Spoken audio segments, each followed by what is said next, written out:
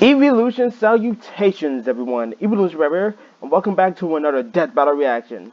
Now, I'm sorry if I sound a bit weird right now. I am currently getting over a cold.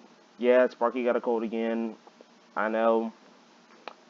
Terrible when it comes to illness. I rarely get sick, but I rarely get sick. But the most common thing for me is a cold, and that only happens like once or twice a year, I think. I don't know.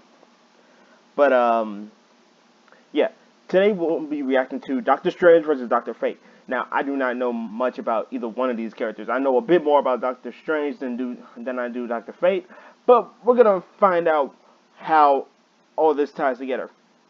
And yes, I'm still doing Death Battle reactions, and yes, I still have like one or two actual gameplay videos I need to get down, and I'm hoping to have another Let's Play started in a couple of weeks. Yes, I said another Let's Play. Yes, I know that means, oh, Sparky, you're going to have more videos you need to get up, more you need to record and actually get on time. I know. I'm sorry I've been silent for so long. I'm going to have to try to remember to actually upload the other two videos, but enough with this little stalling out intro thing. Let's just start this thing before I take too much time.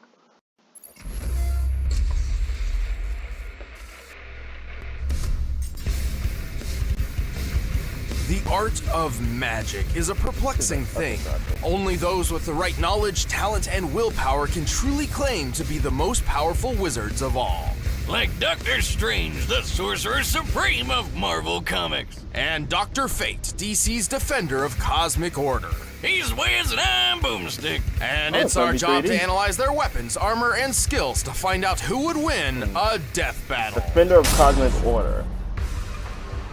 Dr. Stephen Strange wasn't just any brilliant neurosurgeon, he was the very best. Too bad he was also a prick who cared more about the money he made than the patients he worked on. Sensational patients bring recognition. Recognition brings money, and money keeps Wellhaven stores open. Can't blame him, though. When your entire family kicks the bucket one by one like Stevens did, it's kinda hard to get attached to anybody else. Also, money's just great. Strange's talent at the operating table earned him celebrations worldwide.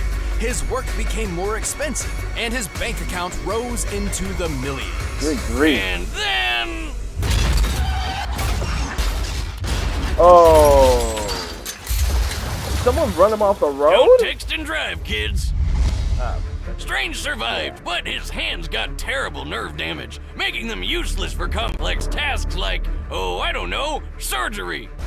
Pretty inconvenient. To find a cure, Strange spent his entire fortune and traveled the globe until he found the Ancient One.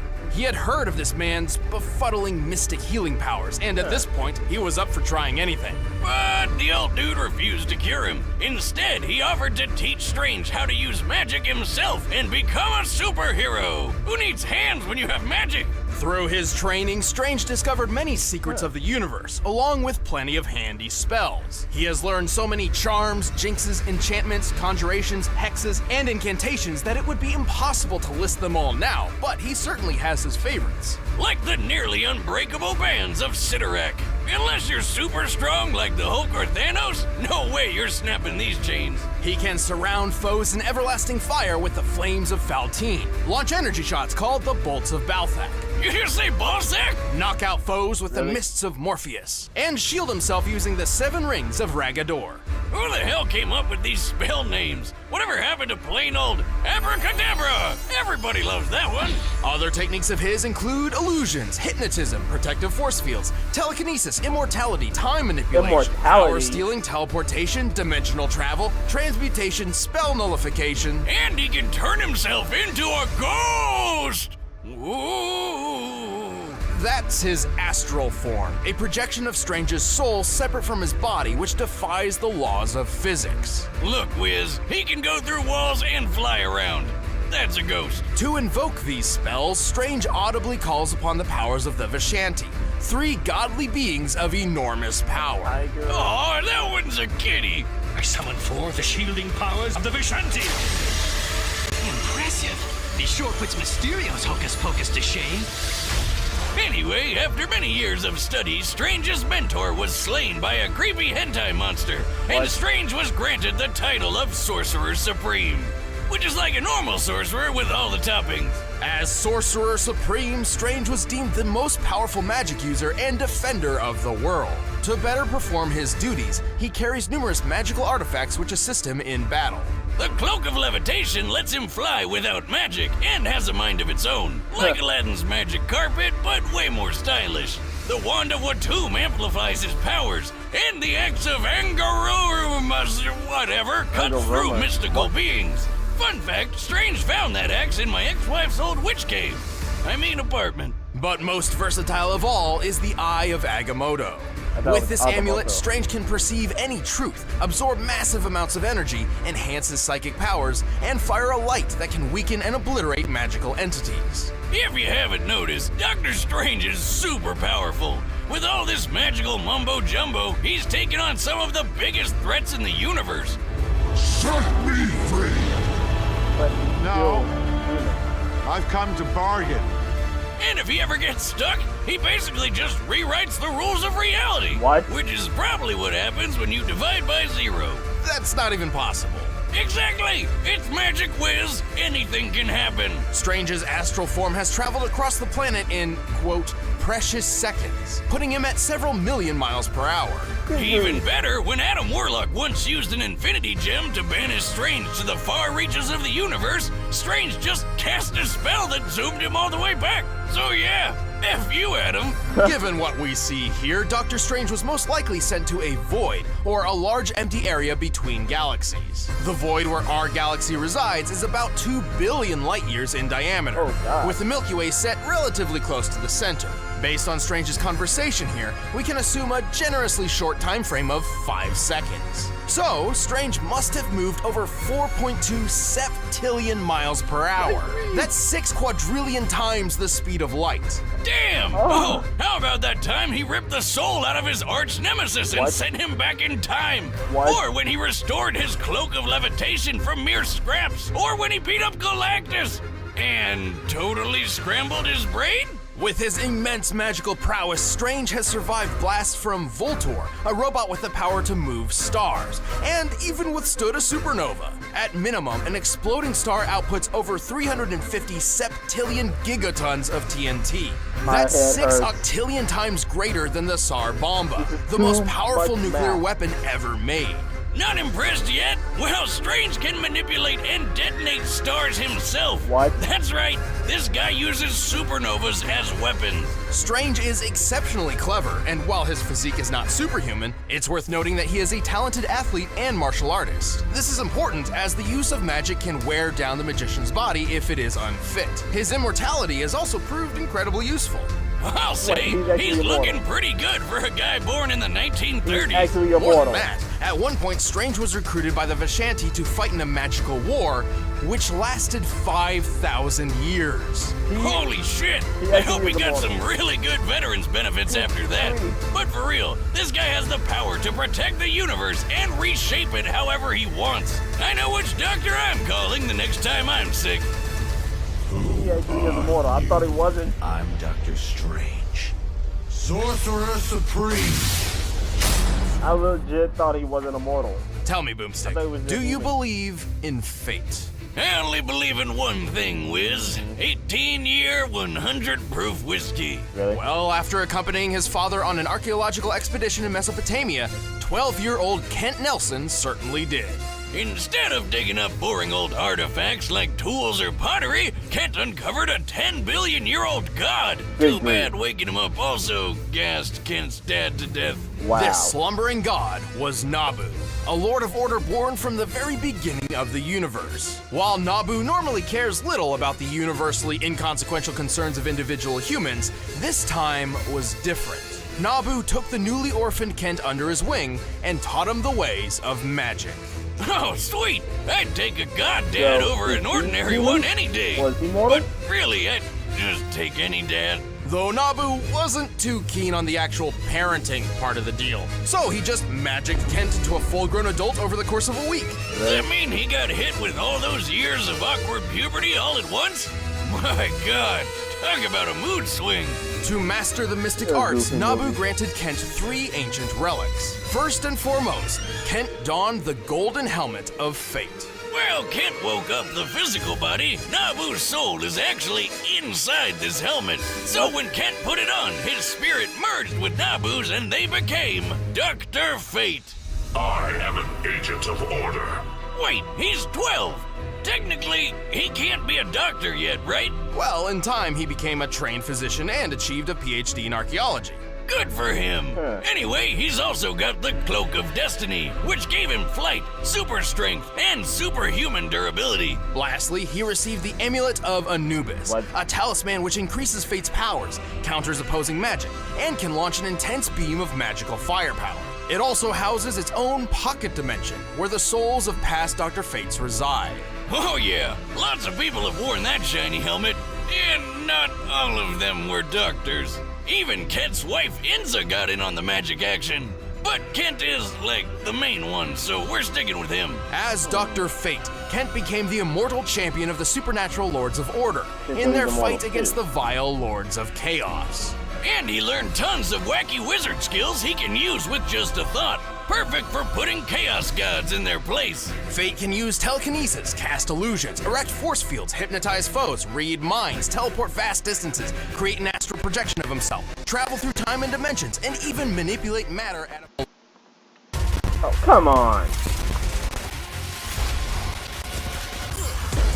Yep. projection of himself, travel through time and dimensions, and even manipulate matter at a molecular level.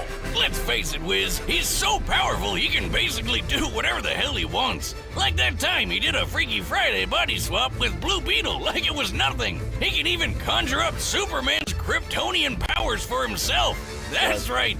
This guy can just decide to be Superman for a day. With his mighty magic, Fate has turned buildings into dust, thrown a planet into a sun, and physically held back the destruction of the universe. The helmet, just the helmet, once flew through space so fast it reached the velocity of God, and then bounced off the edge of the universe. What the hell does that even mean? Fate has regenerated his body from a single thought, withstood hits from the likes of Superman and Ultraman, and somehow survived in a dimension of reality where literally nothing exists. Who the hell is writing this crap? Also, when DC decided to reboot their entire comic line, Fate was one of the only characters to survive the crisis that literally collapsed the multiverse. But he does have one big weakness. The helmet is Nabu, and Nabu is the source of Fate's powers. So if you remove the helmet, he loses his magic. For the most part, Kent does possess some magical ability of his own, like telekinesis and super strength, but he's not even remotely close to the potential of Dr. Fate. And even further from the true Fate. When the souls of a man, a woman, and a god come together, in this case Kent, Inza, and Nabu, they create Dr. Fate's ultimate state of being. An entity with enough power to rip the universe apart and effortlessly overpower other Lords of Order and Chaos. Sadly, like all Menage a Trois scenarios, keeping this going for too long could destroy all three of them. So Fate doesn't go final form unless he absolutely has to. Still, the people of the cosmos can sleep easy knowing Fate is on their side. Your fate is utterly binding. Who are you? Well, let me show you, my friend. All right, the combatants are set. Let's end this debate once and for all. But first, I'll teach you how to be a wizard in the kitchen. Okay. Oh, okay. Okay. So both of them have ways to cancel out magic. And without the helmet, it's true that Dr. Fate doesn't really have as much power as Nabu and everything. But I feel like because of the power he has with the helmet and everything he can really do, I feel like he might be able to overpower Doctor Strange. Not to mention, he can cast spells with just a single thought, while Doctor Strange actually has to say the magical incantations and everything. If Dr. Fate really just starts wailing on the spells before Doctor Strange can actually do anything or say anything, I feel like he will win. I mean, yes, the Eye of Agamotto can absorb power, but if he goes true Fate, I don't think the Eye of Agamotto can protect Doctor Strange from that. So I'm gonna have to go with Dr. Fate on this. Free. But right now, it's time for a death battle!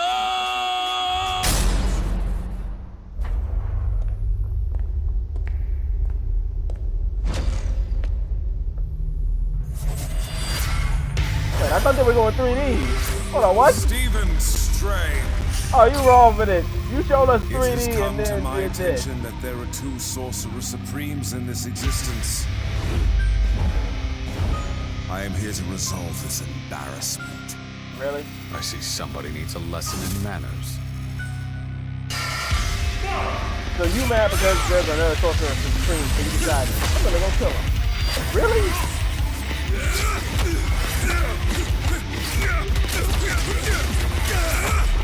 Pitiful. Taste the flames of the Fontaine! How's that for embarrassment? Fool, you are merely a doctor. I am a god.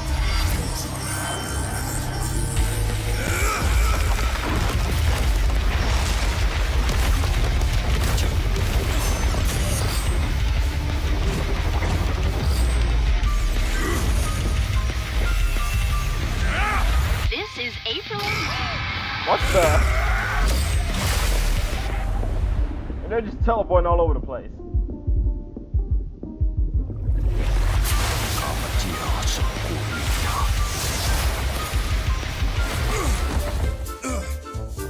What? It's Star Wars, really?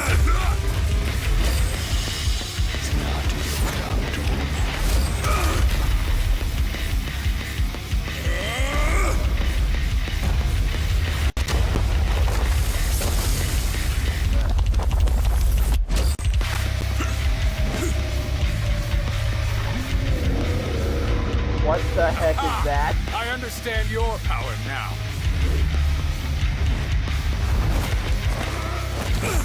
He took the helmet off.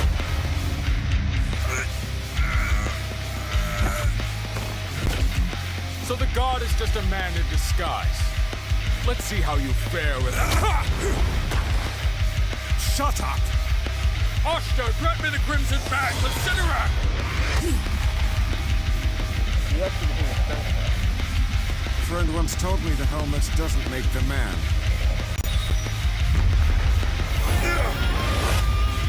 But I will use it! Witness your true fate! Yep.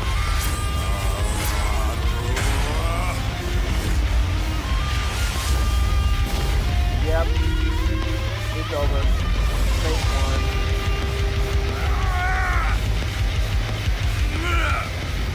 I can't stop you here. Maybe in there.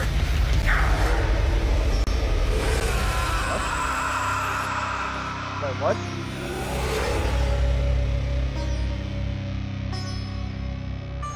By the hoary hosts of August. Where am I? Doctor Strange, welcome to our home.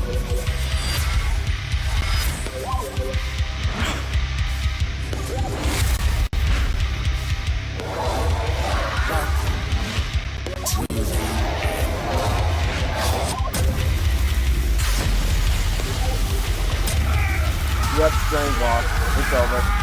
True Fate won. I knew it. I freaking called it. I called it. Fate won.